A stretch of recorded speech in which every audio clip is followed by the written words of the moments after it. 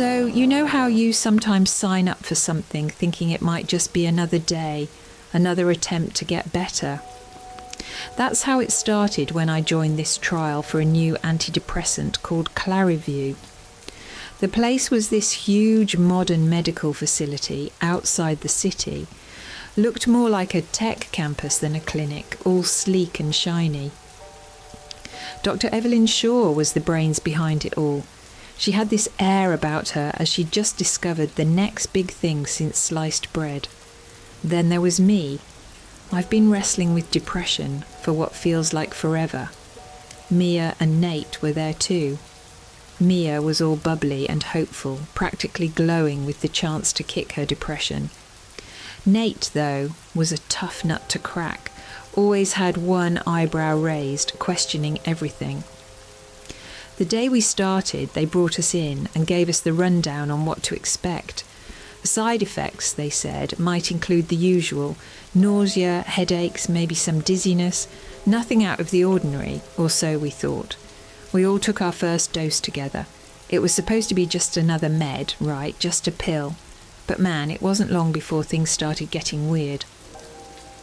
At first it was kind of cool, like all your senses just woke up for the first time. I could hear the air conditioning humming from the other side of the building and could see the dust particles floating in the sunbeams like tiny stars. Everything was so bright, so sharp. The sounds were like a symphony, just way too loud. It was like the volume of the world got cranked up. But then that cool feeling started to twist into something else. Something is not right. It got to the point where everything was just too much. The lights were too bright and the sounds were too sharp. It felt like being trapped in a sensory overload loop, and there was no off switch. And that was just the beginning. As days went by, it didn't just stop at being able to hear a pin drop from a mile away or see colours in HD. Everything just kept getting more intense. It was like living in a world where the volume and brightness controls are broken and stuck on max. I remember one night, just lying in my bed in the clinic, hearing the conversations from the rooms next door like they were right next to me. And it wasn't just noises and sights anymore. I could smell everything too. The bleach they used in the halls, the sweat from the guy 3 doors down, even the salad the nurse ate for lunch. Everything was just so overpowering.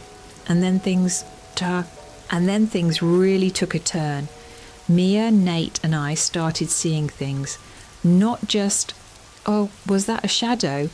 But full-on vivid hallucinations. We'd see things out of the corners of our eyes and hear voices whispering stuff that made no sense. These weren't just random whispers either. They felt personal, like they were digging into the stuff you didn't want to remember. I kept seeing this dark figure lurking around corners, disappearing whenever I tried to look straight at it. And Nate, he'd wake up screaming about spiders crawling all over his room. But when he turned on the light, nothing was there.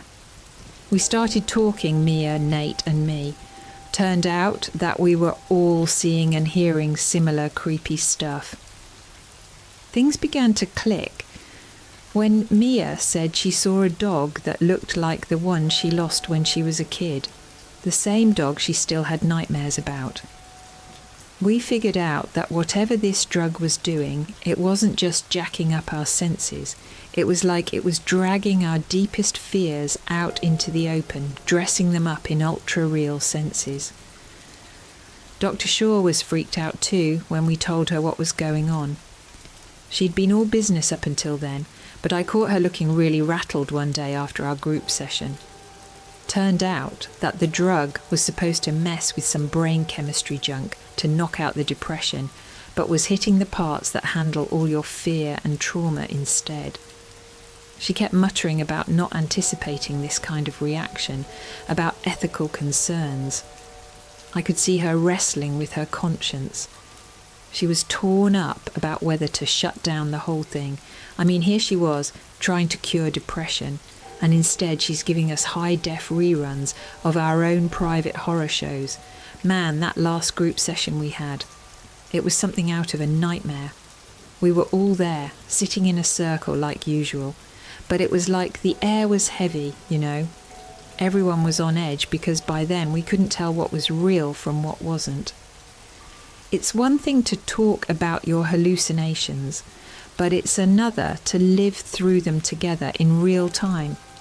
The walls seemed to pulse and the shadows looked like they were moving, like watching a horror movie, but you're in it. Mia had it the worst that day. She started shaking really bad. She said she saw her old house, the one that burned down when she was a kid, right there in the room with us. She was screaming about seeing smoke and hearing the fire. It tore me up to see her like that, and there was nothing we could do to pull her back to reality. Her breakdown was like a trigger, set us all off. Nate tried to calm her, but even he was seeing things crawling on his skin. I kept hearing my dad's voice, loud and angry like back in the day, and it just filled the room, drowning everything else out. That was the breaking point for all of us. After that session, we just knew we couldn't do it anymore. We all agreed and told Dr. Shaw we were out. It was too much. Seeing Mia break down like that shook her too. I think it finally hit home for Dr. Shaw, the weight of what she'd done, messing with stuff no one should mess with. She shut the trial down that very day. Papers were filed and everything. She kept apologising, saying this wasn't what she aimed for, but apologies couldn't scrub our brains clean, you know. And Tom, well, he didn't take it like the rest of us. He got really quiet after that last session and didn't talk to anyone. The last anyone saw, he walked out into the woods behind the facility. He kept saying something about finding the ultimate truth, like the drug showed him something we couldn't see. No one's seen him since. When it all ended, it just left a lot of unanswered questions. What's real? What's just our brains messing with us? How much can you push the human mind before it snaps? I guess what I learned is some doors, once you open them, maybe there's no closing them again. And some things, once you see them, you can't unsee, no matter how much you wish you could.